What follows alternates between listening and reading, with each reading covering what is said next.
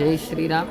స్థానిక కుద్దుల్లాపూర్ silver springs అపార్ట్మెంట్స్లో వేంచేస్తున్నటువంటి Shri పంచముఖ వీరాంజనేయ స్వామివారి దివ్య విగ్రహ ప్రతిష్టా మహోత్సవంలో భాగంగా 5 రోజుల పాంచాన్యక దీక్షా మహోత్సవాల్లో భాగంగా మొదటి రోజు ఇవాళ ఉదయం గణపతి పూజ, పుణ్యాహవచనం, పంచగవ్య ప్రాశన, ఋత్విక్వరుణ, రక్షాబంధన కార్యక్రమం, అలాగే యాగశాలలో ఉన్నటువంటి ప్రధాన దేవతలు, అలాగే యోగిని మండపం, క్షేత్రపాలక, వాస్తుపురుష, నవగ్రహ, సర్వతోభద్ర మండలాది సర్వదేవతల ఆవాహన పూజా కార్యక్రమాలు, అలాగే సాయంత్రం 4 గంటలకి అగ్నిమథనం, అగ్ని ప్రతిష్టాపన, సర్వదేవతా హవనములు. తదనంతరం అదైన తర్వాత ఆ దేవతామూర్తులు ఏ మూర్తులను అయితే ప్రతిష్ఠ చేస్తున్నామో ఆ విగ్రహములన్నిటికీ కూడా చక్కగా జలాధివాసం అనేటువంటి కార్యక్రమం జరిగింది ఇవాళ. అదైన తర్వాత యాగశాలలో వేంచేసి ఉన్న సర్వదేవతలకి కూడా నీరాజన, మంత్రపుష్పములు, చతుర్వేద స్వస్తి, దర్బారు సేవ ఇవాళ జరిగినటువంటి కార్యక్రమాలు. తిరిగి మళ్ళా రేపటి రోజు ఉదయం 8 గంటలకి యాగశాలలో వేంచేసినటువంటి సర్వదేవతల యొక్క పూజా కార్యక్రమాలతో ప్రారంభం, అలాగే హోమము. అదైన తర్వాత రేపటి రోజున సాయంత్రం 6 గంటలకి క్షీరాధివాసం, ఆవు పాలతో ఆ దేవతా విగ్రహములన్నిటికీ కూడా అధివాసం.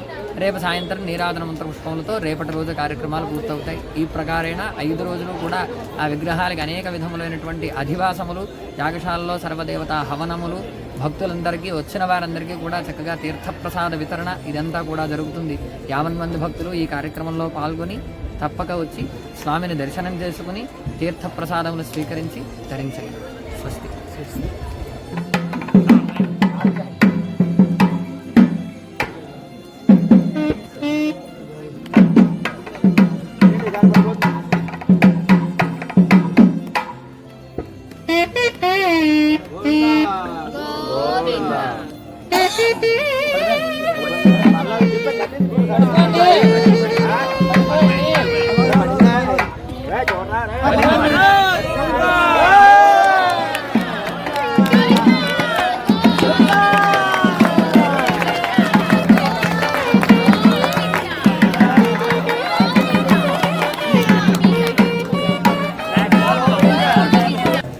శ్రీ పంచముఖ వీరాంజనేయ స్వామి పూర్వక పరివార దేవత దివ్య విగ్రహ ప్రతిష్టా మహోత్సవ ఆఖ్యే కర్మణి పాంచాన్నిక దీక్షా మధ్యే ప్రథమ దివస ప్రాతకాల సమయే కర్తుం అధికార యోగ్యత సిద్ధ్యర్థం యథాశక్తి సంభవత్ పరిషత్ ప్రాయశ్చిత్తం కరిష్యే.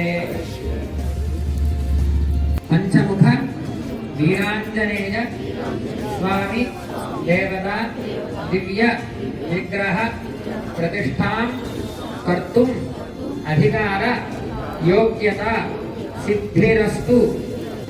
నిర్ణయం చేయాలి. ఒక ముహూర్త నిర్ణయం చేయాలంటే జ్యోతిషాస్త్ర పండితులు ఉంటారు.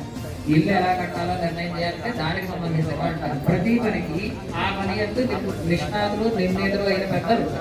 అలాగే ఇక్కడ ఈ కర్మ మనం చేస్తున్నాం, మనమందరం అనుకుని చేసేస్తున్నామని కాదు. ఈ చేసేటువంటి కర్మ లోకక్షేమకరమైన కర్మ అందరికీ ఆమోదయోగ్యం అవ్వాలి. అది ఎలా అవుతుంది? మనం చేసేటువంటి కర్మ పరిషత్తు తాలూకా అక్కడ వారి యొక్క అనుజ్ఞ పొందాలి. పరిషత్ అంటే ఏమిటంటే కొంతమంది కూర్చున్నది పరిషత్తు కాదు. ఇక్కడ ఉన్నటువంటి పండితులు ఉన్నారు, వేద పండితులు ఉన్నారు. వీళ్ళందరూ కూడా ఈ ప్రతిష్టా కర్మ ఎలా చెయ్యాలి, దాంట్లో భాగాలేంటి, ఆ ప్రతిష్టలో చేయవలసినటువంటి విధులు ఏమిటి, ఈ ఒక విగ్రహాన్ని ఎలా శుద్ధి చేయాలి, విగ్రహం ప్రమాణం ఎంత ఉండాలి, ఇవన్నీ అందరూ తెలిసినటువంటి వాళ్ళే. వారందరూ కూడా మనకు అనుజ్ఞ ఇవ్వాలి. పరిషత్ అంటే అది. ఇక్కడ ఎవరి కర్మ వాళ్ళు చేస్తూ ఉన్నప్పటికీ కూడా పరిషత్తు అనగా ఏంటంటే వారి అనుజ్ఞ తీసుకోవాలి. అదంటే కేవలం వారి అనుజ్ఞ కాదు. పరిషత్ అనగా ఆ కర్మ తెలిసినటువంటి వేద పండితుల యొక్క అనుజ్ఞ తీసుకోవాలి. వారు మనకు అధికారం ఇవ్వాలి, మీరు చేయడానికి అర్హులు అని. ఇప్పుడు మీరు ఒక్కడు అన్ని పనులు ఒకడు ఎప్పుడు చేయలేదు. 4 ఉంటారు. చేసే కర్మకు ఎప్పుడు కూడా 4 ఉంటారు. కర్త, కారయిత, ప్రేరక, అనుమోదక. చేసేటివాడు, చేయించేటువంటి వాడు, అలాగే ప్రేరణ కలిగించి సహాయం అందించేటువంటి, అలాగే అనుమోదక వారిని అనుసరించి వారికి ఏదైనా సలహా ఇవ్వడం, పని చేయగలగడం, ఇవన్నీ చేసేటువంటి 4 ఉంటేనే ఏ కర్మైనా అవుతుంది. ఈ నలుగురు కూడా ఏకీకృతమై ఇప్పుడు ఇక్కడ ఉన్నవాళ్ళు ఒక్కొక్కరు కాలాన్ని బట్టి ఇప్పుడు ఇందులో అందరూ పాత్రులమై స్వామి అనుగ్రహం పొందడానికని పరిషత్తు ద్వారా అధికారం తీసుకున్నాం. తర్వాతటువంటి కర్మ ఏంటంటే రక్షాబంధనము.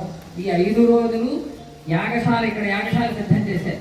ఈ యాగశాలలో ప్రతిష్ఠ చేయడానికి కావలసినటువంటి సంభారాలు కొన్ని ఉంటాయి. ఆ యాగశాలలో కొంతమంది ప్రత్యేక దేవతలను ఆవాహన చేయాలి. యోగిని మండపం ఉంటుంది, వాస్తు, క్షేత్రపాలక, నవగ్రహ, సర్వతోభద్ర మండలం, అలాగే ఆ లోపల అగ్నిగుండాలు సిద్ధం చేశారు. అందులో హోమాలు చెయ్యాలి. ఇవన్నీ చేసిన తర్వాత ఫలితంగా అక్కడ స్వామి కూర్చోబెడతాం. 5 రోజుల పాటు జరిగిన ఉపాసన ఫలితం అక్కడ స్వామి కూర్చుంటారు. అయితే ఇదంతా చెయ్యాలి అంటే కేవలం సాధారణ స్నాన శుద్ధి సరిపోదు. స్నానం శరీరాన్ని మాత్రమే శుద్ధి చేస్తుంది, అది సరిపోదు. వస్త్రం కొంతవరకు శుద్ధి చేస్తుంది, అది కూడా సరిపోదు.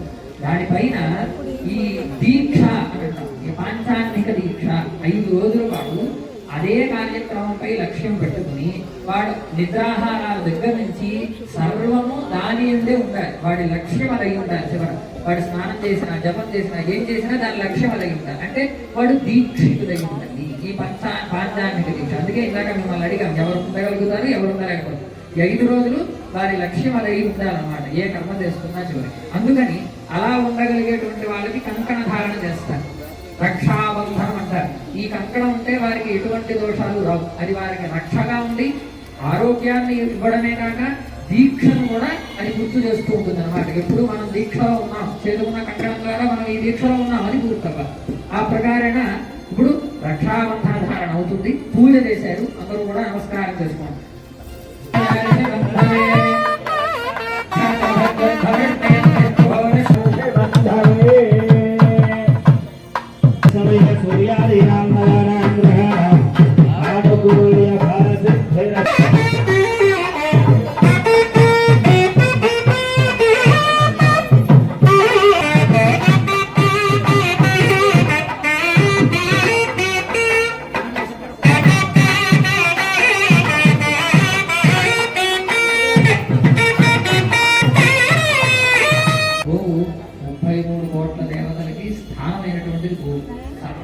గో శరీరంలో శృంగవలు అంటే కొమ్ముల దగ్గర నుంచి తోక వరకు కూడా సర్వత్రా గోవు దగ్గర దేవతలు అందరూ ఉంటారు, ఆ గోవులు. అందుకని ఆ గోవును అర్చన చేస్తే 33 కోట్ల మంది దేవతలను ఏకకాలంలో అర్చన చేసినటువంటి ఫలితం. మనం ఈ ప్రతిష్టా కార్యక్రమంలోనే కాదు, ఏ కార్యక్రమానికైనా సరే గోపూజ చేసి అది చేస్తే అది మరింత పవిత్రమై మరింత ఫలవంతం అవుతుంది. అందుకని ముందు గోపూజ అవుతుంది. గోపూజ అయిన తర్వాత యాగశాలలో జరగాల్సిన కార్యక్రమాలన్నీ జరుగుతాయి.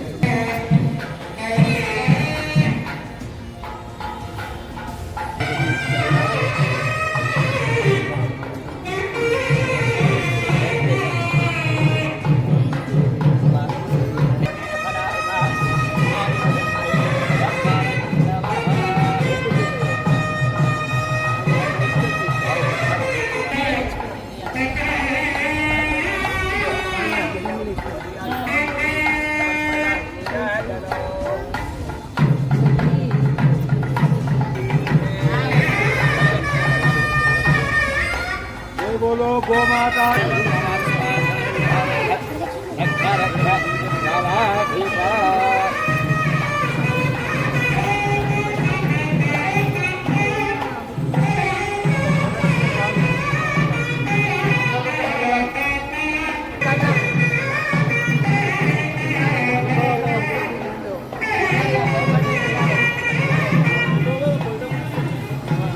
पंचमुख वीरांजनेय स्वामी दिव्य विग्रह प्रतिष्ठा महोत्सव पांचान्निक दीक्षा मध्ये प्रथम दिवसे प्रातः काल समये अस्मिन् प्रतिष्ठा कर्मणि आचार्य ब्रह्म ऋत्विक वरणं కరిష్యే.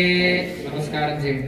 ఋత్విక్ వరణ అంటే ఏంటంటే ఈ కార్యక్రమం నిర్వర్తించడంలో ఇందాక నేను చెప్పినట్టుగా చేసేవారు, చేయించేవారు, ప్రేరకులు, అనుమోదకులు ఎలా ఉంటారో దానికన్నా ప్రధానంగా చేయించేవాడు. రెండోది కర్త కారయిత అంటే ఈ కర్మ ఎక్కడ ఏ పని ఏ విధంగా చేయించాలి, మీరు ఎలాగైతే ఒకరు చేయలేరు, మేము అలాగే ఒక్కరం చేయలేము. ఎందుకంటే దీనికి కార్యక్రమానికి ప్రతి కార్యంలో ఆచార్యుడు ఒకడు ఉంటాడు, దగ్గరుండి చేయించేటువంటి ఆచార్యుడు ఒకడు, అలాగే బ్రహ్మగారు ఒకడు ఉంటారు. అన్ని విధి విధానంగా ఎలా చెయ్యాలి, ఏం చేస్తే ఎక్కడ ఏ కర్మ ఎలా సర్దుబాటు చెయ్యాలి అది. అలాగే ఈ మంత్రానుష్ఠానాలు అంటే మనం ప్రతిష్ఠ చేసుకోబోయే నవగ్రహాలు కానీ, ఆంజనేయ స్వామి వారు కానీ, ఇతరత్రా దేవతామూర్తులు గణపతి సుబ్రహ్మణ్యేశ్వరుడు, ఈ యంత్రాలన్నీ ఉంటాయి. వీటికి ప్రతిష్ఠ చేసేటప్పటికి ఆ యంత్రాలకి జపం చేసి మంత్రఫలితాన్ని ధారపోసి ఆ యంత్రాన్ని ప్రతిష్ఠ చెయ్యాలి. ఆ మంత్ర జపాలు, వాటికి సంబంధించిన హోమాలు, అలాగే ఈ యాగశాలలో ఇందాక నేను చెప్పిన విధంగా సర్వదేవత అంటే ప్రతిష్ఠ కర్మకి ఏ దేవతలను ఆవాహన చేయాలో వారిని ఆ యాగశాలలో ఆవాహన చేసి పూజ చేయాలి. వారి ఆ కార్యక్రమం నిమిత్తం మొత్తం ఇక్కడ జరిగేటువంటి కార్యక్రమం నిమిత్తం ఋత్విక్కులు, ఆచార్యుడు, బ్రహ్మగారు, ఋత్విక్కులు, ఉపద్రష్టలు, అలాగే పరిచారకులు వీరందరూ ఉంటారు. వారిని ఎన్నుకుంటాం అన్నమాట. ఇక్కడికి వచ్చిన వారిని గౌరవించి, అయ్యా మీరు మా కొరకు ఈ కర్మ నిర్వర్తించండి అని మనం వారికి వరణ ఇస్తాం. అంటే ఈ కర్మ వారు నిర్వర్తించేది ఫలితం ఎవరికి వస్తుంది? ఈ వరణ ఇవ్వడం చేత ఇక్కడ ఉన్న మనందరికీ వస్తుంది. అంటే బ్రాహ్మణ పురోహితులు కాక ఇక్కడ సంకల్పం చేసి దీక్షాధారులైనా కాకపోయినా అందరూ కూడా అందులో పాత్రులే, వారందరికీ కూడా ఆ ఫలితం వస్తుంది. అయితే వారికి వరుణ ఇస్తాం అనమాట. వారిని ఎన్నుకుని చక్కగా వస్త్రపూర్వకంగా వారికి వరుణ ఇస్తాం. నమస్కారం చేయండి అందరూ కూడా. చెప్పండి. అస్మిన్ పంచముఖ వీరాంజనేయ స్వామి దివ్య విగ్రహ ప్రతిష్ఠ పూర్వక నవగ్రహ పరివార దేవత ప్రతిష్ఠ కర్మణి ఆచార్యం త్వామహం గృణే ప్రదోస్మే కరిష్యామి.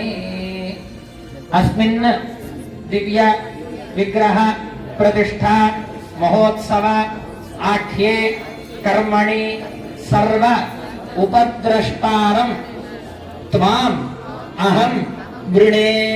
అస్మిన్ ప్రతిష్ఠా కర్మణి సర్వోపద్రష్టారం త్వామహం వృణే. అస్మిన్ ప్రతిష్ఠా మహోత్సవాఖ్యే కర్మణి ఋత్విజం త్వామహం వృణే.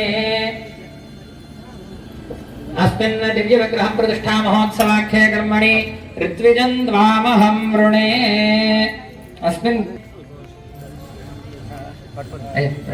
అస్మిన్ దివ్య విగ్రహ ప్రతిష్ఠా మహోత్సవాఖ్యే కర్మణి అస్మిన్ దివ్య విగ్రహ ప్రతిష్ఠా మహోత్సవాఖ్యే కర్మణి గణపతిని చెప్పండి. అస్మిన్ దివ్య విగ్రహ ప్రతిష్ఠా మహోత్సవ పాంచాన్నిక దీక్షా కర్మణి ఋత్విజం త్వాం అహం వృణే.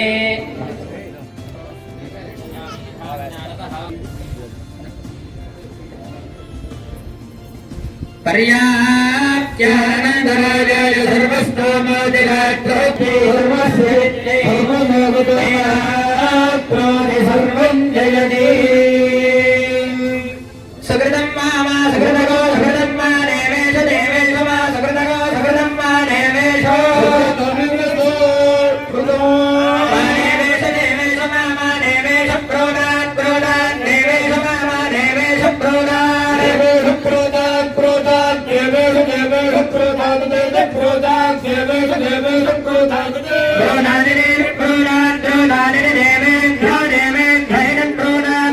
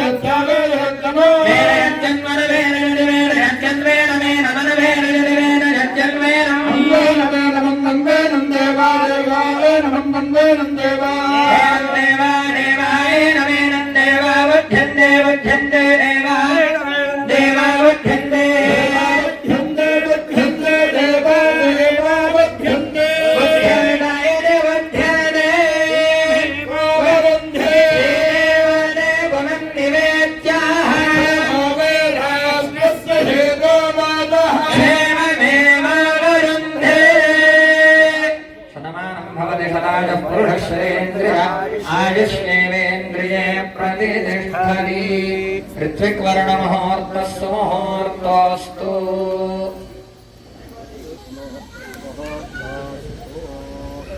పంచగవ్య ప్రాశన.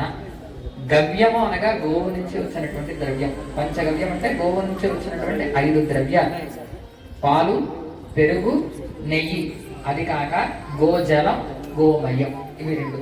మొత్తం 5ంటిని కలిపి మంత్రపూర్వకంగా మిశ్రమం చేసి మనం కనుక తీర్థం పుచ్చుకుంటే ఆ తీర్థం పుచ్చుకున్నందువల్ల దేవతా కర్మ చెయ్యడానికి అర్హత వస్తుంది. లక్ష్మీనారాయణ సాంగం సాయివాహనం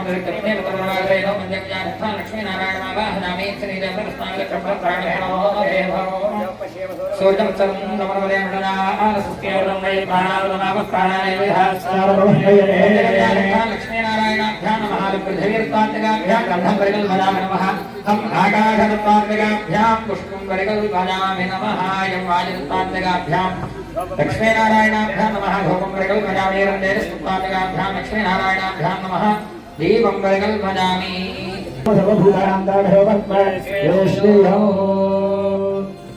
ఆప్యాయ స్వరమేతు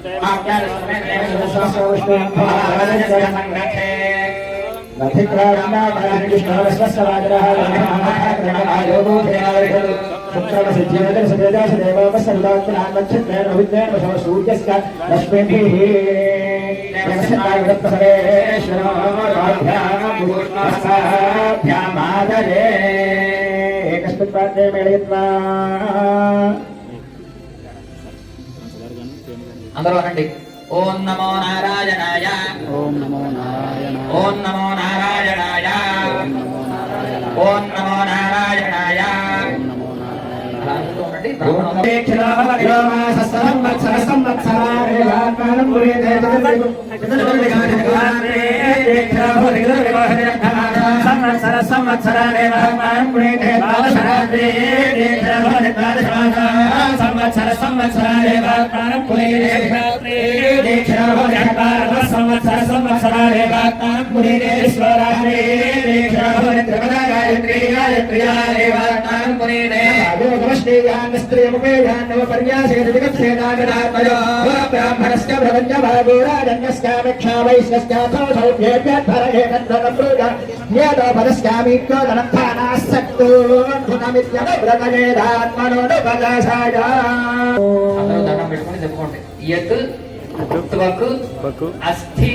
అస్థిగతం పాపం పాపం దేహే దేహే తిష్టతి తిష్టతి మామకే మామకే ప్రాశనం ప్రాశనం పంచగవ్యస్య పంచగవ్యస్య దహతి దహతి అగ్నిరివ అగ్నిరివ ఇంధనం. ఇంధనం. ఓం నమో నారాయణాయ.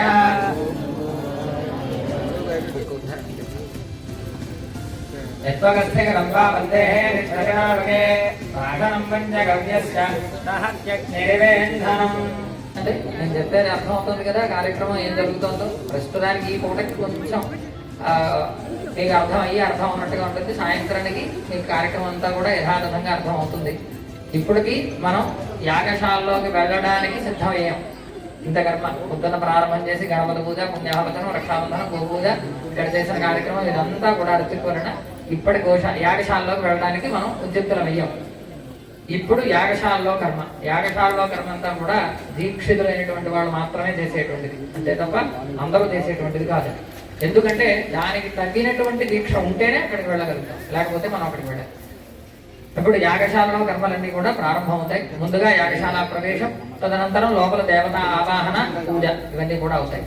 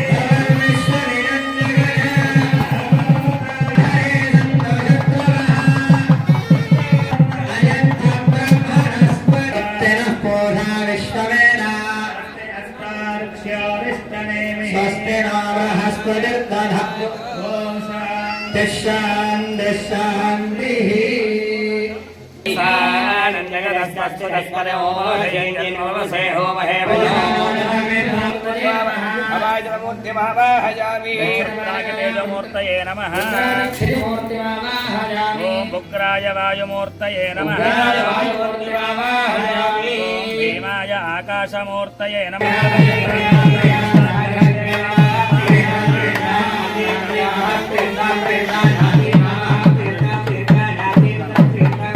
दिव्य पंचमुख वीरांजनेय स्वामी प्रतिष्ठा पर्यन्तम् एतद् देवालये वसन्तु मां रक्षन्तु सर्वेषाम्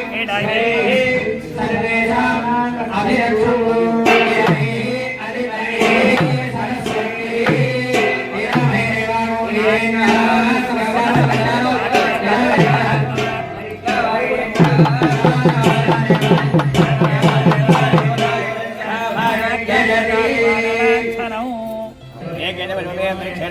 सर्वेभ्यो नमः। नमः पापराक्षसी मावाहयामि स्थापयामि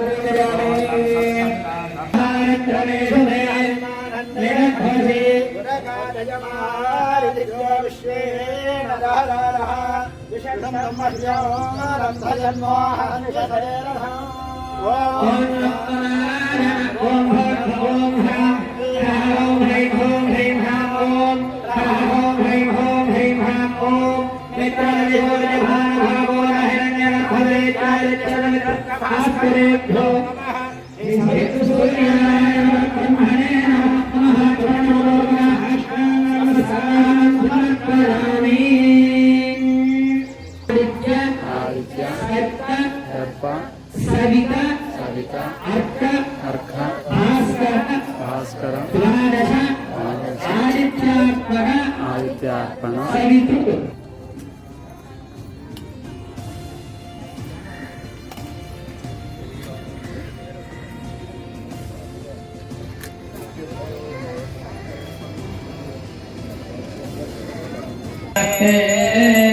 संदर्शनेन स्तोत्रमंगलाय भवन्तु नित्यश्रेण स्तोत्रमंगलाय भवन्तु नीराजन्तरिषणामि गोविन्द गोविन्द గోవింద.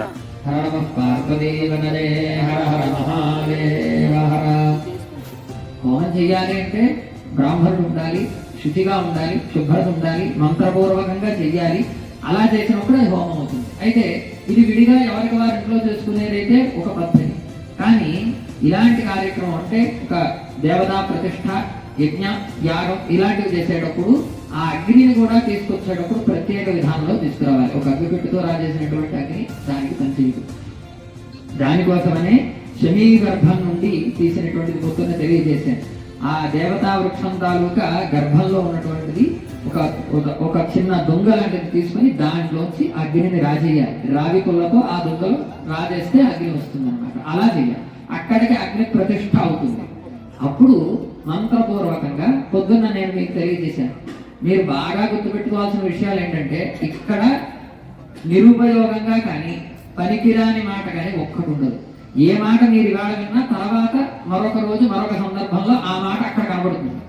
అది గుర్తుపెట్టుకుంటే శ్రద్ధని బట్టి వాళ్ళకి ఉంటుంది. పొద్దున నేను చెప్పాను, యాగశాలలో కొంతమంది దేవతలను ఆవాహన చేస్తాం, వారికి ఆహుతులు సమర్పణ చేస్తాం. వారికి సమర్పణ చేసినటువంటి ఆహుతుల ద్వారా ఆ దేవతలు సంతుష్టై ఈ కార్యక్రమాన్ని పరిపూర్ణం చేస్తారు. వారికి ఆహుతుల సమర్పణ చేయాలంటే ఈ విధంగా అగ్నివదనం చేయాలి. ఆహుతి సమర్పణ అంటే ఏది పడితే ఆ ద్రవ్యం వేయకూడదు. ధాన్యము, పేలాలు, అటుకులు, హవిస్సు ఇలాంటి కొన్ని ప్రత్యేకమైన ద్రవ్యాలు ఉంటాయి. అసాత్వికమైనటువంటివి, సాత్విక ద్రవ్యాలు మాత్రమే హోమం చేస్తారు. అసాత్వికమైనటువంటివి హోమం చేయరు. ఆ ద్రవ్యాన్ని ఆ భగవంతుడి పేరుతో సమర్పణ చేస్తే అది దేవతలకి చెందుతుంది. స్థూల దృష్టికి అది కేవలం భస్మం అవుతున్నట్టుగా కనబడుతుంది, కానీ తత్సారం ఆ దేవతకి చెందుతుంది. అందుకే పొద్దున్న చెప్పారు సిద్ధాంత గారు ఏమని, మనకి దేవతలకి మీడియేటర్ ఎవరంటే అగ్నిహోత్రుడు. ఆయన ద్వారానే మనం వేసినటువంటి ద్రవ్యం పైన దేవతలకు చేరుతుంది. ఆ దేవతల ద్వారా మనకి సువృష్టి కలుగుతుంది. సువృష్టి చేతనే మనకు ఉన్నటువంటి సస్యాలన్నీ కూడా అభివృద్ధిలో ఉండి మనం కూడా వృద్ధిలో ఉంటాం.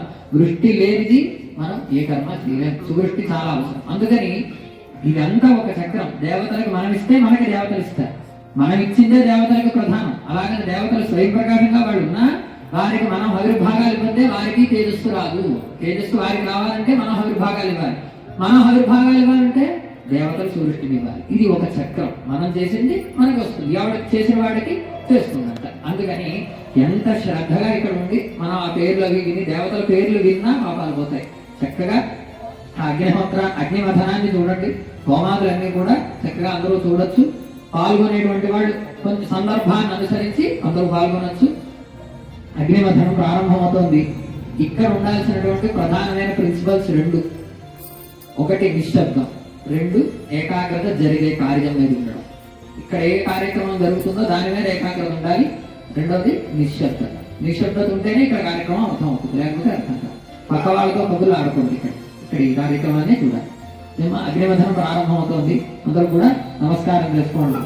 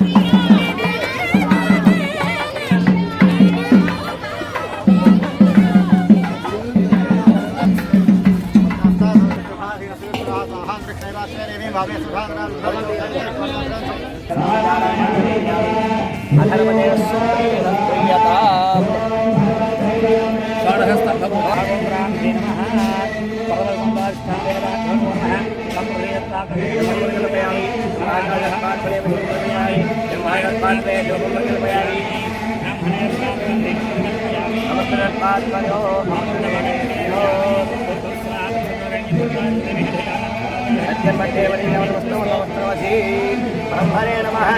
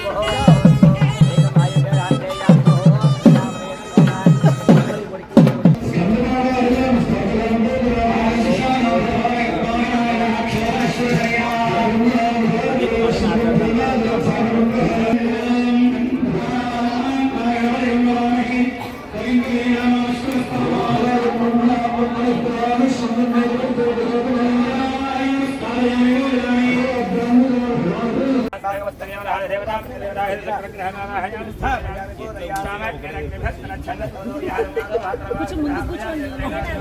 ముందే కూర్చోవాలి.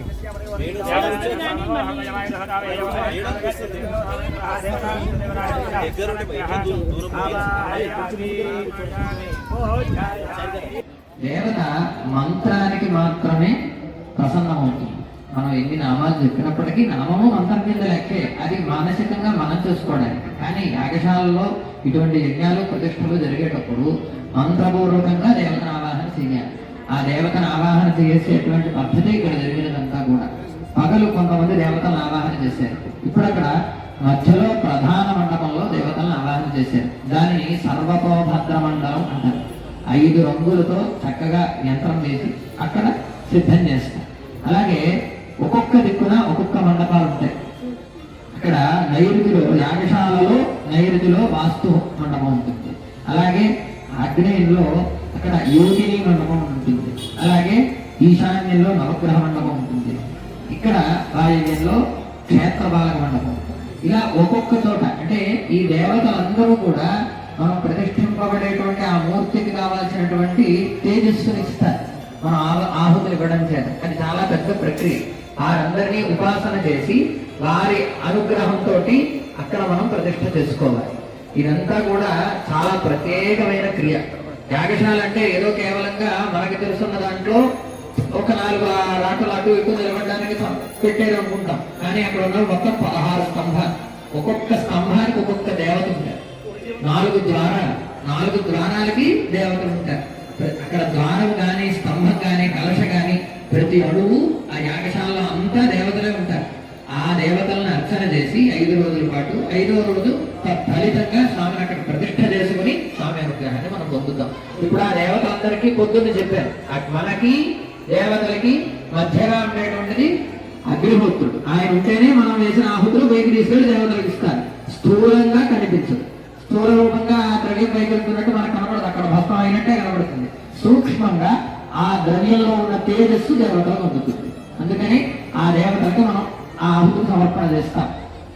ఇక్కడ మనం ప్రతిష్ఠ చేసుకునే ప్రతి దేవతా మంత్రము చెప్పి అక్కడ హోమం చేస్తాం. యాగశాలలో ఉన్న సర్వదేవతలకి కూడా హోమం జరుగుతుంది. ఇప్పుడు అక్కడ జరగబోయేది అది. దేవతలందరినీ పిలిచి కూర్చోబెట్టాం మంత్రపూర్వకంగా. వారందరికీ ఇప్పుడు ఆహుతులు సమర్పణ చేస్తాం. ఈ 5 రోజుల పాటు వాళ్ళకి ఆహుతులు సమర్పణ చేస్తాం సాయంత్రం. ఇది అయిన తర్వాత జలాధివాసము అనేటువంటి కార్యక్రమం ఉంది. దాని గురించి కూడా చెప్పుకుందాం. ప్రస్తుతానికి అక్కడ హోమం అవుతుంది. అందరూ కూడా నమస్కారం చేసుకోండి. గణపతయ ఇదం నమః. మనం ప్రతిష్ఠ చేసుకోబోతున్న దేవత అందరూను మొట్టమొదటిగా గణపతికి చేసుకుంటున్నాం. ఇంకా చాలా దేవతలు ఉన్నారు. అందరూ కూడా గణపతయ ఇదం నమః అని మీకు హోమం చేయడానికి తగిన ద్రవ్యం ఇస్తారు. ఆ ద్రవ్యాన్ని అలా అగ్నిహోత్రంలో వేయాలి. స్వాహ అన్నప్పుడు అగ్నిహోత్రంలో వేయాలి. స్వాహ అని మీకు బ్రాహ్మణ మంత్రం చెప్తారు. మంత్ర చివరన స్వాహ అని వినిపిస్తుంది. అలా వినిపించినప్పుడు మీకు ఇచ్చిన ద్రవ్యం అగ్నిహోత్రంలో వేయాలి. వేసినప్పుడు చెప్పవలసినటువంటిది గణపతయ ఇదం నమః అని చెప్పాలి. మరొక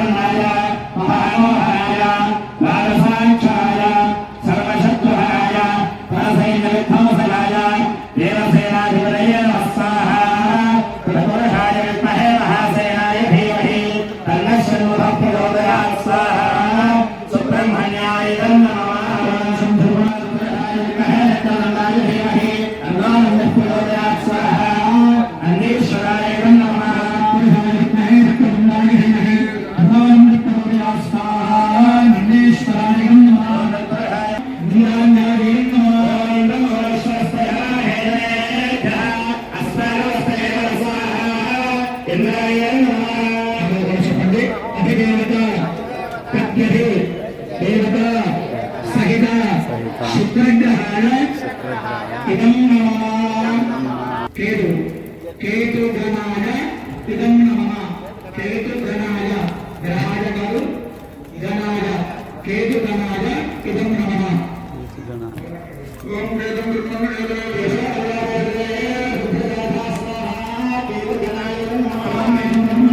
అయితే ఇవాళ మనం చేసేటువంటిది జలాధివాసం. ఈ జలాధివాసం ముందుగా దీక్షా దంపతులు చేస్తారు. పీఠ మీద కూర్చొని సంకల్పం చేసి గణపతి పూజ చేసినటువంటి వాళ్ళు చేస్తారు. తర్వాత ఎవ్వరూ ముందు వెనుక చేసుకోవాల్సిన అవసరం లేదు. అందరూ స్వయంగా మీ హస్తాలతో మీరే అభిషేకం అక్కడ చేయవచ్చు. ఇబ్బంది ఏం లేదు. ఆవు పాలతో అభిషేకం రేపటి రోజున. దానిని క్షీరాధివాసం అని అంటారు. ఎవరికి వచ్చిన ఆవు పాలు వాళ్ళు చక్కగా ఇంటి దగ్గర నుంచి వాళ్ళు తెచ్చుకొని చక్కగా చేయొచ్చు. ఇక్కడ కమిటీ వాళ్ళు కూడా ఏర్పాటు చేస్తారు. చక్కగా మీకు ఎన్ని పాలు తోస్తే అన్ని పాలు, ఇన్ని అన్ని ఏం లేదు. అయితే రేపు ఉదయం కాదు, రేపు సాయంత్రం. ఇవాళ సాయంత్రం ఎలా జలాధివాసమో రేపు సాయంత్రం అలా క్షీరాధివాసం. ఆ ప్రకారంగా మనం ఆ మూర్తులన్నింటినీ కూడా శుద్ధి చేసుకుని అప్పుడు అక్కడ ప్రతిష్ఠ చేస్తాం. ప్రాణం ఆ శిల వంశు అంటే ఒక మారు మనం ప్రతిష్ఠ చేశాక అది శిల కాదు, దైవం. ప్రాణం ఉన్నటువంటి దైవం, అక్కడ ఉండి మనల్ని అనుగ్రహించే దైవం. స్వామివారు మనల్ని అక్కడి నుంచి అనుగ్రహిస్తారు. అంటే ఆంజనేయ స్వామివారు అంతటా ఉంటారు, కానీ అంతటా మనం చూడలేం కదా. ఎందుకంటే మనం ఒక చోట దైవాన్ని చూడగలుగుతాం, కానీ సర్వత్రా దైవాన్ని చూడలేము. సర్వత్రా దైవాన్ని కేవలం తపస్సులైన యోగులు మాత్రమే చూడగలరు, అందరికీ సాధ్యం కాదు. ఒకవేళ నేను చూస్తాను అన్న ఒక మహా అయితే ఒక గడియ కాదంటే 2 గడియలు కాదు. గడియ అంటే 24 నిమిషాలు. అంతసేపు మనం చూడడం కూడా కష్టమే. ఎందుకంటే గొడవట్టకి తిప్పాం అనుకోండి, దైవత్వం ఉంటుందా, దైవభావం ఉంటుందా? మన ఆలోచన ఎంత, మనం చేయగలిగేది ఎంత, మన శ్రద్ధ క్షణకాలం ఉన్న శ్రద్ధ. ఆ శ్రద్ధని క్షణకాలం ఉపయోగించడం మనం కనుక అభిషేకం చేయగలిగితే స్వామి అనుగ్రహం మనకి తప్పక సిద్ధిస్తుంది. ఇది మీరు స్వయంగా చేసుకోగలిగింది. కానీ ప్రతిష్ఠ అయిన తర్వాత ఇంకా ఎవరు చేయడానికి లక్షణ స్వామి వారు మాత్రమే చేస్తారు. అందుకని ఈ ఇందాక చెప్పారు కదా, అందరికీ చెప్పి అందరినీ తీసుకురావాలి. ఎందుకంటే ఈ అవకాశం ప్రతిష్ఠ అయిన తర్వాత రాదు. మీరు ఇచ్చిన ద్రవ్యం ఎవరు చేస్తారు? అర్చక స్వామి వారు మాత్రమే చేస్తారు. అదే ఇప్పుడైతే చక్కగా ఆ ద్రవ్యాన్ని మీ స్వహస్తాలతో మీరు స్వామివారికి అభిషేకం చేసుకోవచ్చు. అందుకని అందరూ కూడా చక్కగా వచ్చి మీరు అభిషేకం చేసుకోవచ్చు. ఇప్పుడు అక్కడ ప్రారంభం అవుతుంది జలాధివాసం. మీరందరూ ఒకరి తర్వాత ఒకరు చెప్పినప్పుడు వెళ్ళి చేతులుగా అందరూ దండం పెట్టుకుని సంకల్పం చెప్పండి.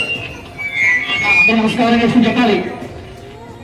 మమ అస్మాకం సహ కుటుంబానాం క్షేమ స్థైర్య ధైర్య విజయ అభయ ఆయు ఆరోగ్య ఐశ్వర్య అభివృద్ధ్యర్థం ధర్మార్థ కామ్యమోక్ష చతుర్విధ ఫల పురుషార్థ సిద్ధ్యర్థం మయా కరిష్యమాణ పరివార దేవత సహిత శ్రీ పంచముఖ ఆంజనేయ పాంచాన్విక దివ్య ప్రతిష్ఠ ఆఖ్యే కర్మణి బింబస్య అయః ఖండ తదా ఉత్తాటన దహన నిరసన ప్రాణివధాది దోష నివృత్త్యర్థం కరచరణాది సర్వావయ కల్పనార్థం బింబ శుద్ధ్యర్థం జలాధివాసం కరిష్యే. అమ్మా అందరూ కూడా ఎవరో మాట్లాడకుండా మనసులో ఆంజనేయాయ నమః ఆంజనేయాయ నమః మీరు ఇంటికి వెళ్ళేది వరకు కూడా మనసులో అలా జపిస్తూ ఉండాలి. మేము పారాయణ చేస్తూ ఉంటాం ఇక్కడ. ఆ మంత్రాల వింటూ మీరు ఆ జలాధివాసం చూసి నమస్కారం చేసుకుంటూ ఉండండి అందరూ కూడా.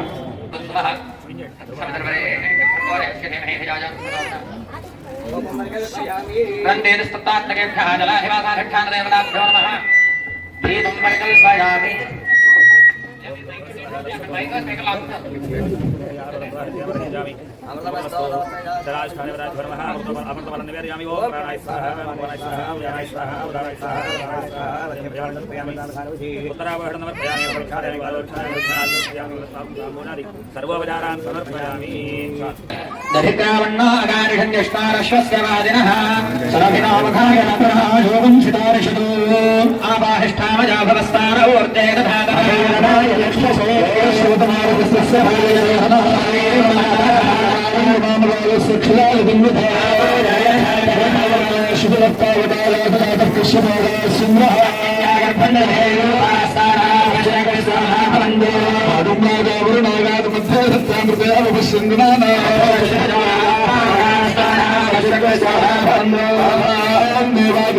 భక్షంగా అందరూ చోట